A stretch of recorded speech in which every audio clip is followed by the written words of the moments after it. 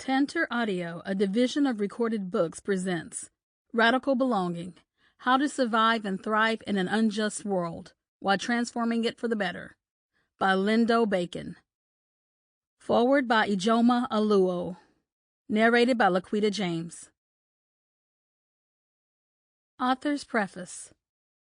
I write this in April 2020 in the midst of the coronavirus pandemic. At this moment, life seems apocalyptic. I'm confined to my house under shelter-at-home orders. When I leave, I arm myself with hand sanitizer, don plastic gloves when shopping, and am vigilant to stay 6 feet from other people. It's surreal seeing others with their expressions hidden and voices muffled behind face masks, as if we're all characters in a bad horror movie. The effects of the coronavirus are painful and will live on long after this current state of physical isolation. We are experiencing a collective trauma. We're watching our world make a tectonic shift.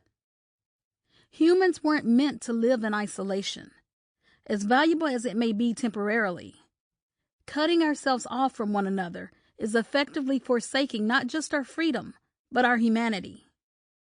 We are biologically wired to need connection with others. Our interconnectedness is part of the very meaning of life. The proliferation of the virus demonstrates the truth and the challenge of that interconnectedness. We are not safe when those around us are not healthy and safe. Our fates are linked, and we are all as vulnerable as the most vulnerable among us. If the cheap burger I eat comes from a restaurant that denies paid sick leave to its waiters and kitchen staff, that makes me more vulnerable to illness. A market-based system that doesn't adequately provide for everyone along the supply chain fails catastrophically. The fallout of the virus shines a glaring light on inequities baked into our culture. The microbe itself may not discriminate, but its impact falls particularly hard on already disadvantaged and discriminated against communities like Black people, Indigenous people, and other people of color, trans people, disabled people, and older people who are more likely to lack a financial cushion and less able to work from home. They are also less able to avoid infection, more likely to get very sick, and less able to access the quality health care they may need if they do get sick. During times of uncertainty and change, fear, anxiety, depression, rage, hopelessness, and other troubling emotions amp up. Stress-related disease runs rampant, and substance abuse, eating disorders, addictive behaviors, and other coping behaviors spike. It is understandable that we are reaching for life preservers during this time of profound separation and uncertainty. Health, including mental health, is inherently political, and collective disease manifests in individual lives and bodies. As disheartening as current times are, and may, by this book's publication, still be, opportunity can come from crisis. These early days of the pandemic are revealing that what was once thought impossible is indeed possible. The multi-trillion-dollar U.S. stimulus budget shows that, with enough political will, we can make money out of thin air. The dramatic decline in air pollution as countries are brought to a standstill by the virus shows that changes in habits can clean the sky. Life under lockdown is teaching us lessons in valuing the workers who sustain us, consuming less and living simpler and more sustainable lives. I am heartened, too, as I witness beautiful acts of compassion and generosity of spirit. It has taken the coronavirus to remind us of the interdependence of humanity, and that connection is our most valuable resource. We need to nurture it as if our lives depend on it, because they do.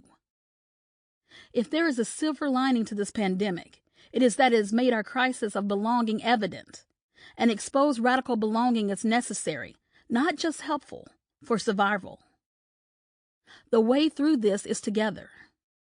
The themes of this book are more important now than ever. Join me for hope, inspiration, and a path forward. Prologue. It's hard to be yourself and feel belonging in a culture that is hostile to your existence. Think of someone you love. I'm willing to bet that when you think about the people you cherish, It's probably your dearest wish that they have access to every tool and opportunity possible to be themselves, be loved, and flourish in a welcoming world. My parents wanted this for me. They wanted me to be loved and cherished. They wanted me to fit in and flourish. That's why they chose to name me Linda. Linda means beautiful. The A signifying female, facts I learned at my bat mitzvah, a Jewish ritual that marks the day a girl becomes a woman, at age 13. I'll never forget my father's speech. He was so proud. He told us, as my mother beamed at his side, of how I was living up to the name they had chosen for me. Beautiful. It was a magnificent, tender hope for my life. My success-oriented parents intuited, correctly, that feminine beauty is currency, a success lever in our society, and perhaps even a precondition for success, one that arguably overshadows character development and earned achievements. They believed, and everything in our world and their experience confirmed, that the main tool a girl needs is beauty. My parents' hearts told them that femininity and feminine beauty would be the keys that unlocked hearts and doors for me. Like all parents with hearts full of love, they wanted that for me. They wanted everything for me. Naming me Linda was an aspiration, an invocation, and a plan. Not that my parents had any ties to its origins, which are Spanish and Portuguese. Their disdain for brown people, in fact, made this more of an act of cultural appropriation than admiration. Yet, for them, the definition was powerful. I would be beautiful. I would be welcome in the world. I would belong. There was, however, a flaw in that formula. I was not a girl, and femininity, not my thing. I had my breasts removed in 2016. It's a surgery those of us in the transgender community call top surgery. I was 52. Post-surgery, bandages removed, standing in front of a full-length mirror in the surgeon's office was the first time I recognized my body as my own. In every way. It looked right. Yes, this is my body. I remember asking when the swelling would go down. I'll never forget hearing the doctor say, "That's not swelling. Those are your pectoral muscles." I love the symbolism of that moment, that my well-developed, gym-honed strength, previously hidden behind my breasts, was now exposed. I recognized the reflection as my own in every way. This was my body. I belong in this body. Finally. After a lifetime of seeing a stranger in the mirror, this was liberation. All bodies are perfect as they are. This idea is foundational in the mainstream body positivity movement. The message is succinctly, don't change your body, change the culture. When I first considered top surgery, I was concerned that people who read my books, heard me speak, or looked to me as a leader in the body positivity movement would feel betrayed. What if they think I'm a hypocrite? After all, I spent my life campaigning for self-acceptance and body acceptance. Here I was, apparently not accepting my body. That's not entirely accurate.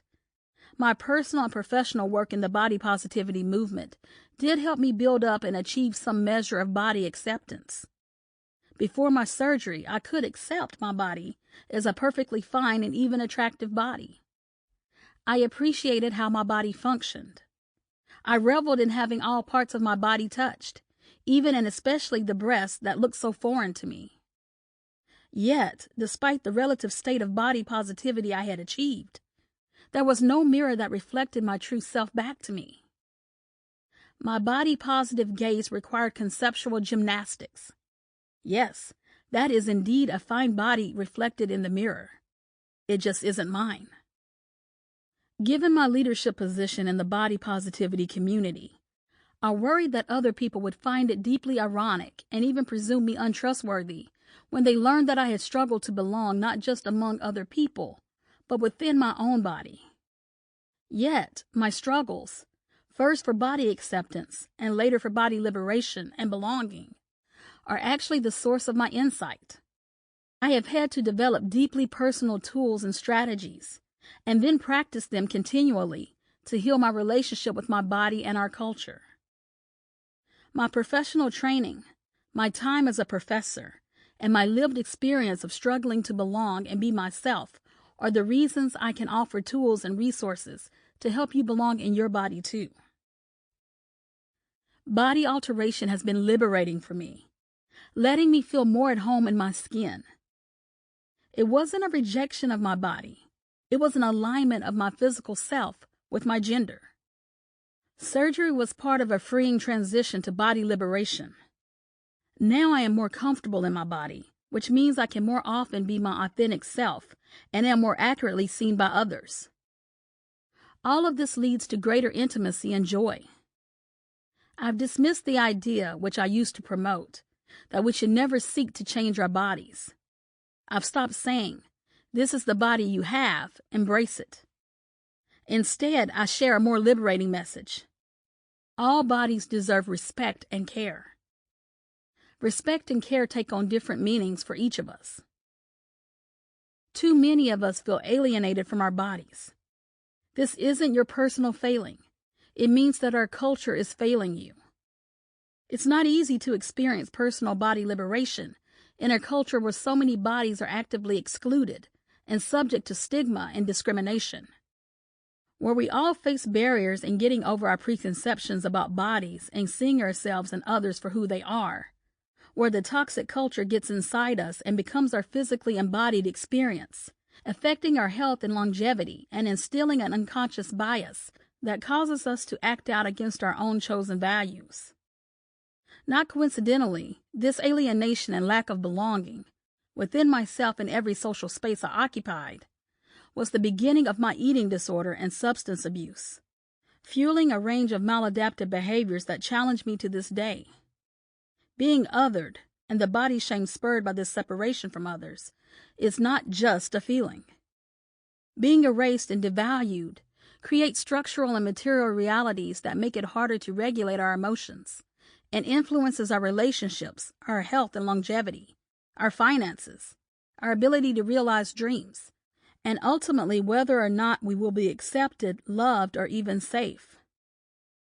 Our pain gets internalized, wreaking havoc on our survival system and making us more vulnerable to a range of ills, learning disabilities, depression, anxieties, diabetes, high blood pressure, heart disease, cancer, stroke, chronic lung disease, compromised immune systems, digestive disorders, musculoskeletal disorders, liver disease, and early death, as well as sexually transmitted infections, financial stress, poor academic and work performance, and insomnia, to name a few.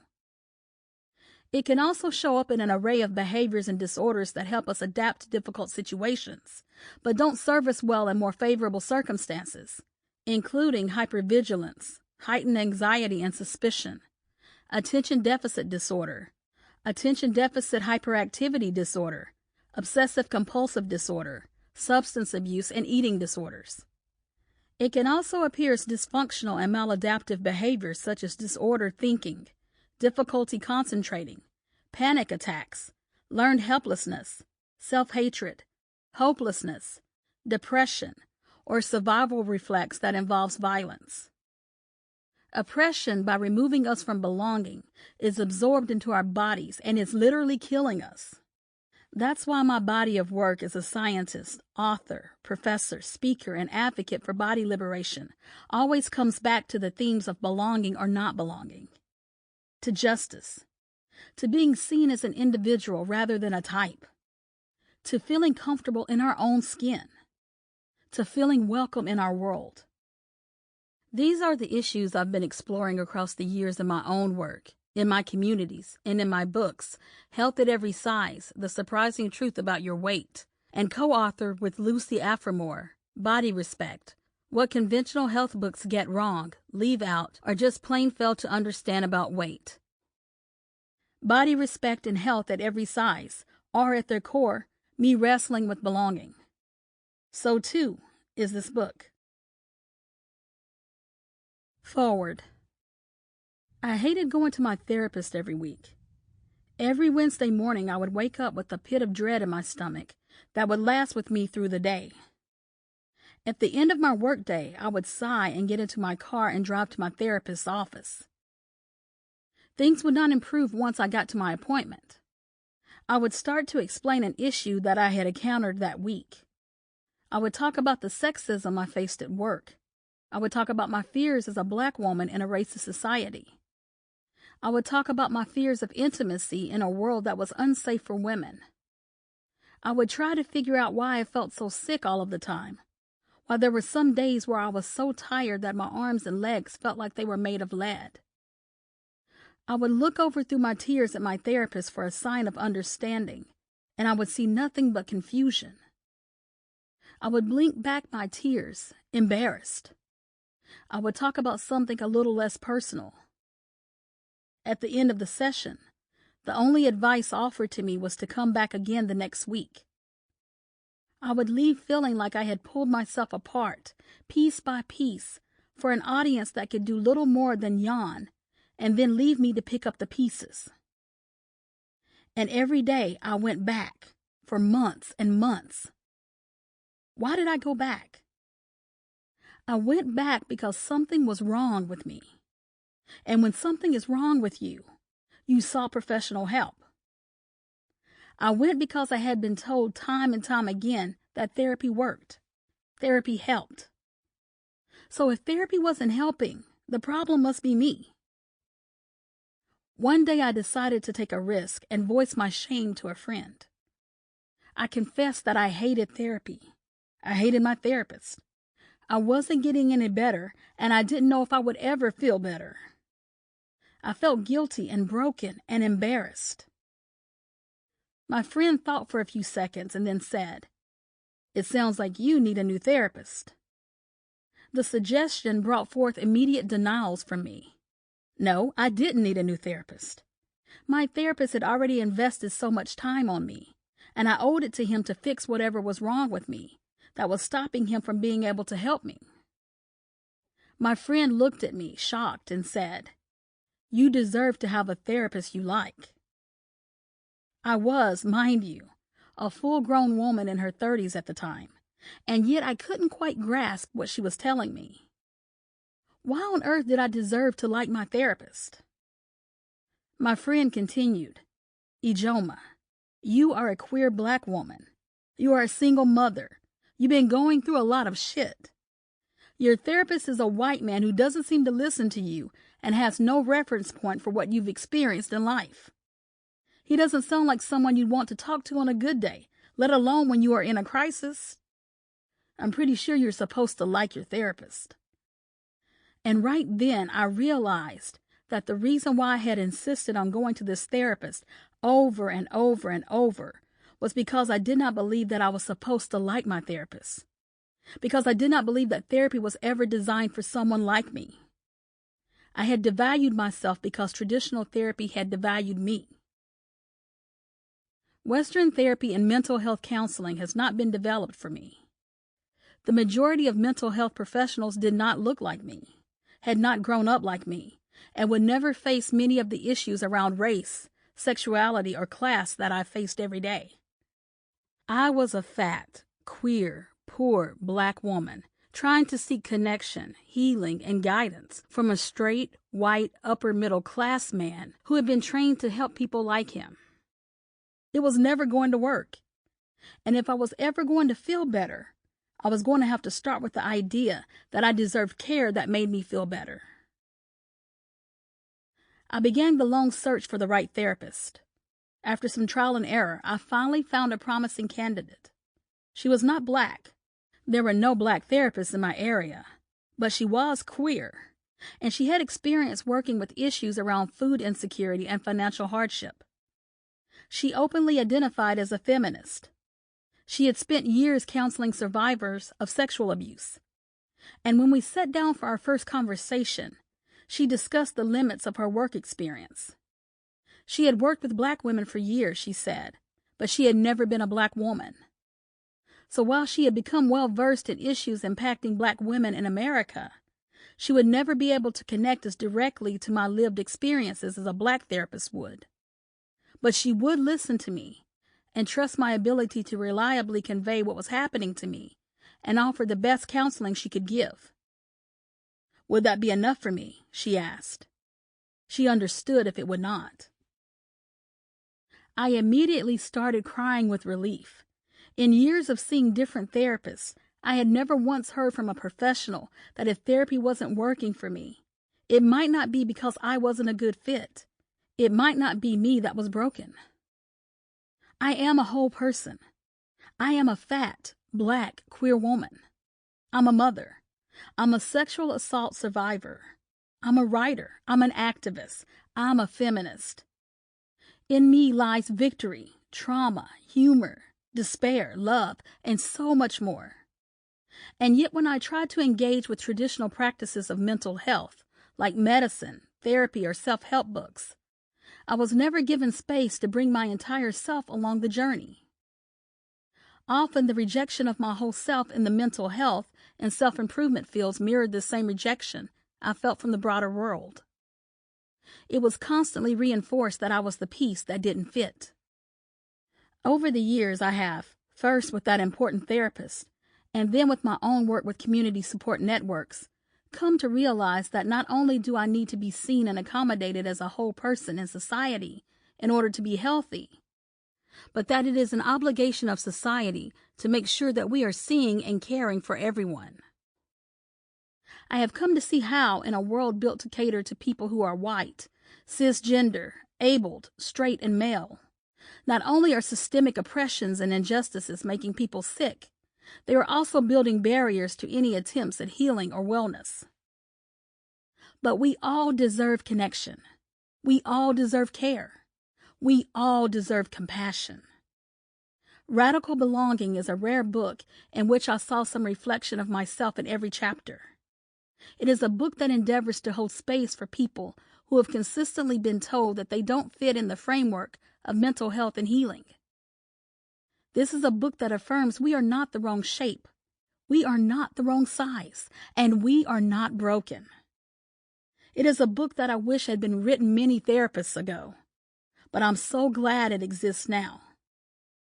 I want to reread it with my partner, with my friends, so we can, as Bacon puts it, restore the connection that was interrupted by a culture of othering. I deserve that connection. My community deserves that connection, and you do too. Ijoma Oluo. Introduction. The Gendered Me. I'm walking toward a women's restroom.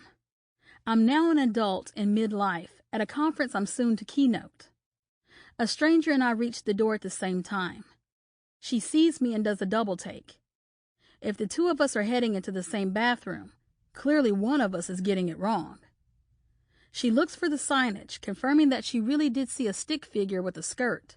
Yes, she's in the right place. Reassured, she takes a closer look at me. This time she reads me as a woman, deciding we're both in the right place. At the same time, it's clear to both of us that I've witnessed her confusion. Her thought process was displayed on her bewildered face. Now she's mortified and clearly worried that by first assuming I was not a woman, she's insulted me. She offers me an awkward, stumbling apology. Yes, the interaction hurt. But it wasn't her double take that made me feel bad. In fact, the opposite is true. I liked it. Typically, I code as woman to most people, and that's largely how I'm treated. But my intrinsic sense of gender is not woman. I don't really relate to it, so when people see me and think woman, I feel erased. I don't feel seen for who I truly am. It was in that moment when she wasn't sure whether I was a woman that I felt truly seen.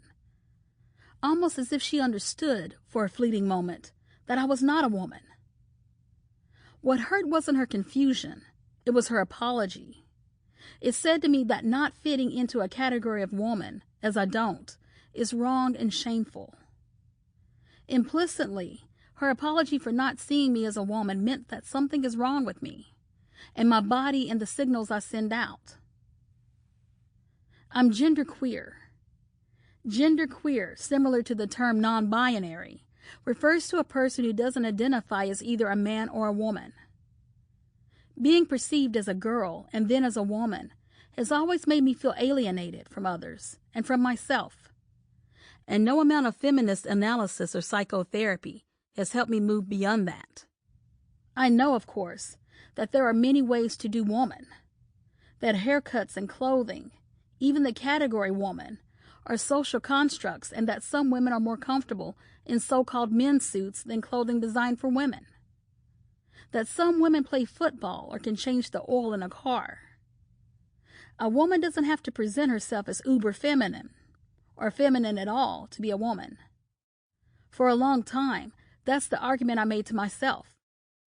Maybe I was just a different kind of woman, one that didn't adhere to femininity and the usual constructs.